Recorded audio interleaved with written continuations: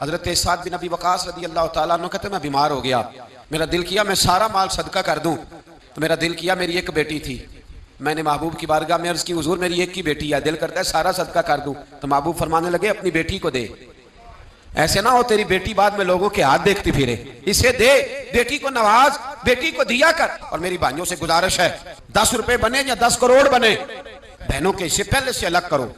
تمہاری اولاد کو تمہارے لیے رات کو اٹھ کے دعا نہیں مانگے گی، تم جس کا قرض ہے اس کا قرض اسے ڈر جاؤ، اللہ تعالیٰ ڈر جاؤ، خدا را ڈر جاؤ۔ یہاں تو ایسے بھی تماشے دیکھنے میں ملے ہیں کہ 4 بھائی تھے، ایک بہن تھی، چلو بہن فوت ہو گئی تو اس کے بچوں نے مقدمہ کر دیا کہ ہماری اماں کا حصہ دو، تو چاروں بھائی جا کے بیان الفی دے آئے جج کے سامنے، ہماری بہن ہی کوئی نہیں۔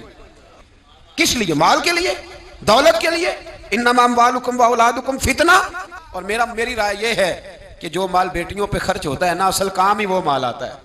بیوی کو جو عید دیتے ہو، بیوی نہیں دکھاتی پڑوسن کو، وہ کوئی نہیں دکھاتی، جو عید بیوی کو دیتے ہو وہ نہیں دکھاتی، کہتی تو نے کوئی احسان کیا ہے، سارا زمانہ ہی دیتا ہے۔ لیکن بہن کو جو عیدی ملتی ہے، بہن پڑوسن کو دکھاتی ہے، وہ رکھی ہوتی ہے اس نے چوک میں، کہتے میرا بھائی دے گیا ہے، اس کے اندر درد ہوتا ہے، وہ دکھاتی ہے۔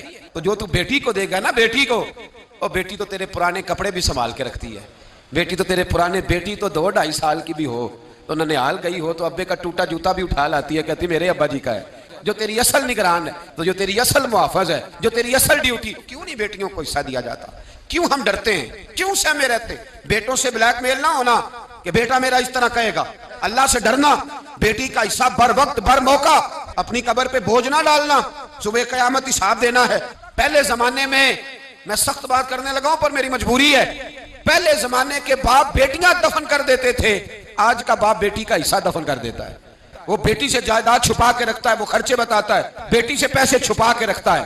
تو بتا، وہ بیٹی دفن کرتا تھا تو اس کا حصہ دفن کرتا ہے۔ اس کا مطلب یہ ہے کہ کہیں نہ کہیں تو ان لوگوں سے مماثلت کر رہا ہے، معاذ اللہ۔ بیٹی کا حصہ دے، اسے نواز، اس کی طرف توجہ کر۔ جو بیٹیوں کو دبا جاتے تھے، ڈر اللہ تعالیٰ سے۔